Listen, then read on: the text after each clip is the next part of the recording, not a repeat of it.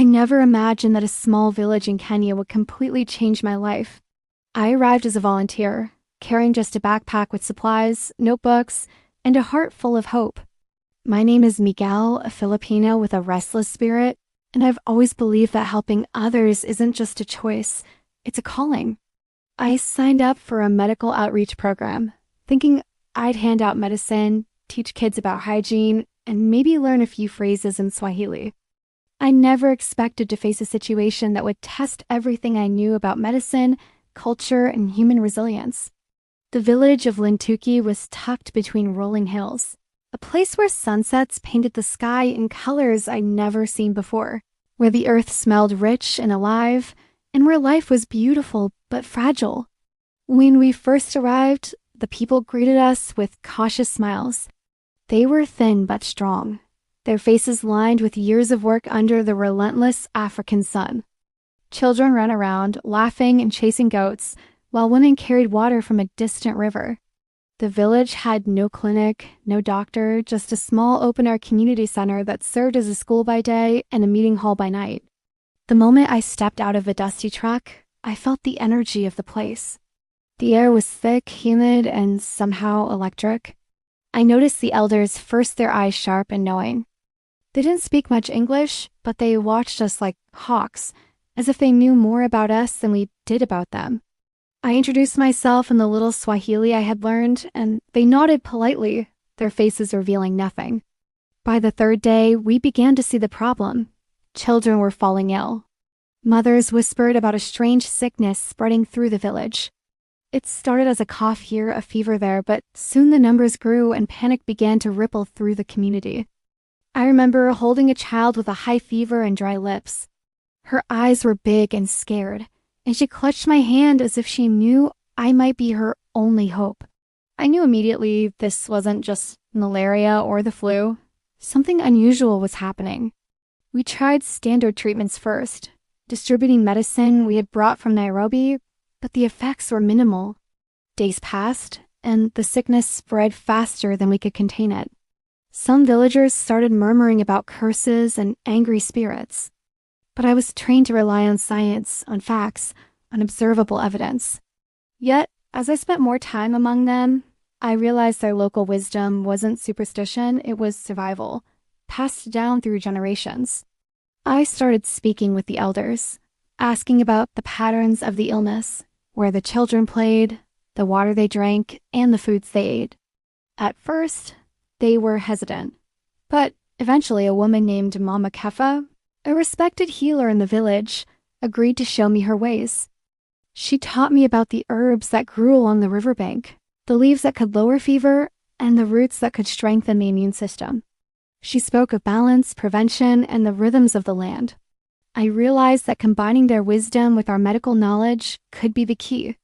So we organized a campaign that was equal parts education, treatment, and environmental management. Every morning, we visited households, teaching families how to purify water using simple cloth filters and boiling methods. We showed them how to recognize early symptoms and isolate affected children to prevent the spread. We handed out medicine, but also mixed it with local herbal remedies, carefully following Mama Kefa's guidance. It was delicate work, respecting tradition while introducing modern techniques. One afternoon, I walked with a small group to inspect the river. The water was murky and smelled faintly of decay. Mama Kefa pointed to algae along the banks. "This is where the sickness starts," she said. "Children swim here. They drink from here," I nodded, taking samples. Using basic filtration techniques and advice from the elders, we created a simple system to purify drinking water. It wasn't fancy, but it was enough to make a difference. As the days went by, we noticed small improvements. Fewer children were falling ill. The fevers were less severe. But it wasn't just the medicine or the water systems that worked. It was the combination of understanding, patience, and respect. I learned that the villagers' connection to the land gave them insight it could never have had alone. There were moments of fear, though. One night, a boy named Juma had a dangerously high fever. The nearest clinic was hours away. His parents looked at me with desperation. I gathered the herbs Mama Kefa had shown me, mixed them with medicine, and stayed by his side all night. I held his hand, whispered encouragement in both Tagalog and Swahili, and prayed we had done enough. By dawn, his fever had dropped slightly. It wasn't a miracle, but it was a sign we were on the right path. The turning point came when a small outbreak threatened to overwhelm us. I called a meeting with the elders and volunteers. We decided to organize a village health day, a massive sanitation and education campaign. Everyone participated, from children to elders. During the final inspection, I walked through the village and noticed something remarkable. Families were working together, teaching one another, laughing even as they worked. I realized this wasn't just about medicine. It was about empowerment. By sharing knowledge and respecting local wisdom, we had given the villagers the tools to fight the sickness themselves. A week later, the results were clear. The number of new cases had dropped dramatically. Parents thanked us, but more importantly, they were teaching each other. Mama Kefa smiled at me one afternoon. "You listened," she said simply. "That is why this works."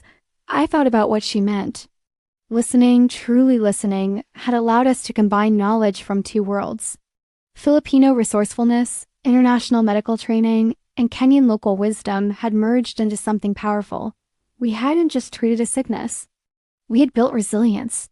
Before we left Luntuki, the village held a celebration for us. They offered food, songs, and dances that told stories of survival and unity. I watched my fellow volunteer, Clara, dance with the children, and I realized that joy was also part of healing.